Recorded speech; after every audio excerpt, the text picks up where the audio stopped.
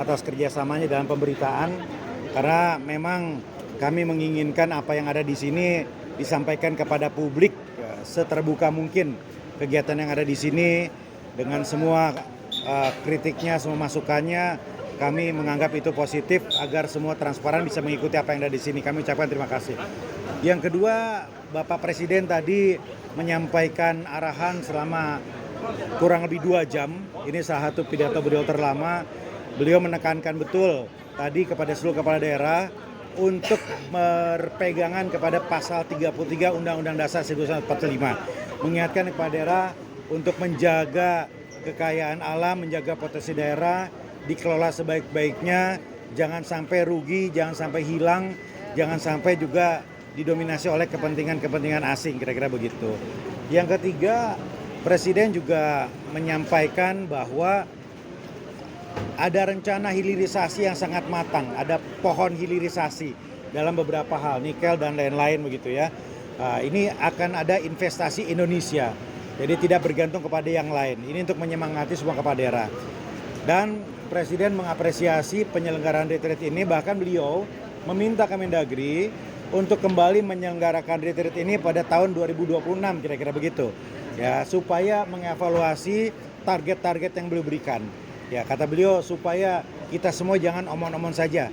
Supaya terbukti bahwa Presiden tidak omon-omon, kepada tidak omon-omon, maka 2026 kita targetkan ada retreat lagi, mengevaluasi lagi semua angka-angka dan capaian-capaian tadi.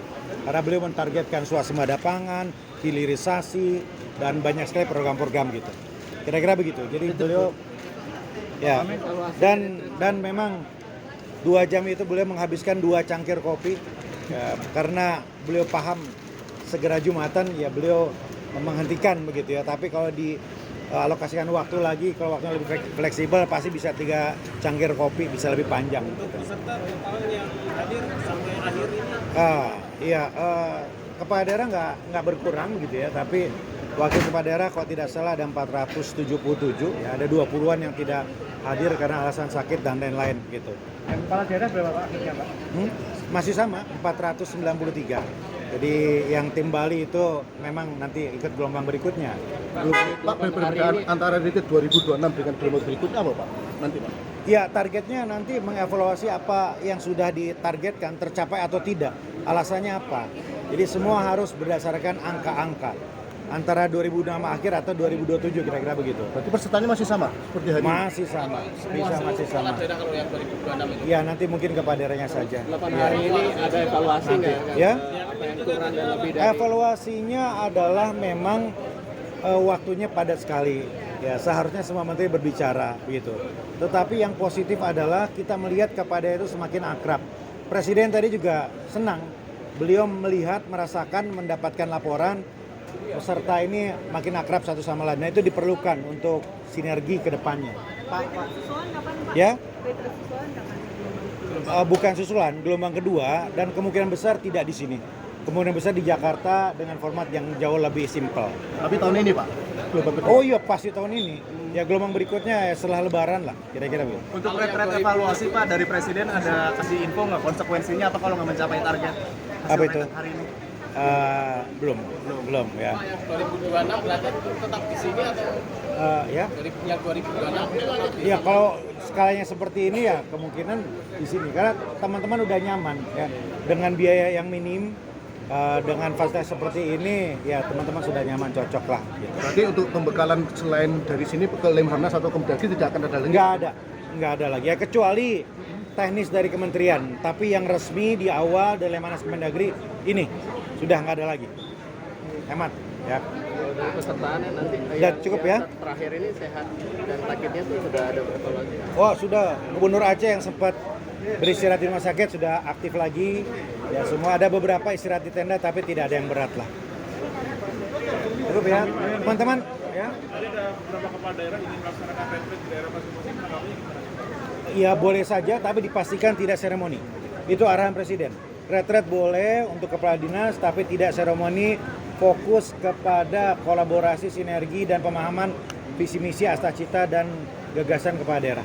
Jadi menghindari seremoni. Sempat ada informasi bahwa efisiensi akan mencapai 800 triliun nanti Pak. Jadi begini, Presiden mengingatkan lagi, efisiensi ini tidak untuk menghilangkan yang dibutuhkan.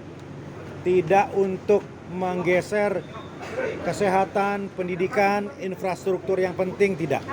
Ya, efisiensi ini untuk hal-hal yang betul-betul pemborosan. Nah, itu Kementerian Dalam Negeri sudah menjabarkan itu secara teknis yang dianggap pemborosan apa saja. Dan kita akan memonitor itu. Ya, kita akan memonitor itu melalui SIPD dan melalui pemerintah provinsi semua. Pokoknya kita lebih ketat lagi nih untuk mengevaluasi APBD teman-teman.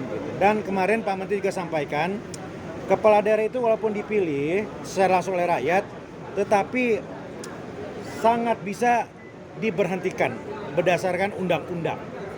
Ya, jadi bukan berarti dipilih langsung tidak bisa berhenti. Bisa berhenti karena tidak melaksanakan program prioritas nasional. Bisa diberhentikan karena tidak izin ketika keluar negeri. Bisa diberhentikan ketika melakukan perbuatan tercela. Jadi ada celah. Nah, kemarin Pak Mendagri mengingatkan jangan sampai pasal ini digunakan. Jangan sampai ketentuan ini digunakan. Ya, teman-teman kepala daerah harus menjaga betul amanah sehingga husnul khotimah sampai di ujung. Dijaga sama-sama. Ya, karena ada ruang, ada celah berdasarkan hukum untuk diberhentikan. Pasal ini juga berlaku bagi mereka yang ikut retreat Pak. Ya? Pasal ini semuanya sama. semuanya sama. Oke. Teman-teman, makasih semuanya ya. Makasih kerjasamanya. Terima kasih.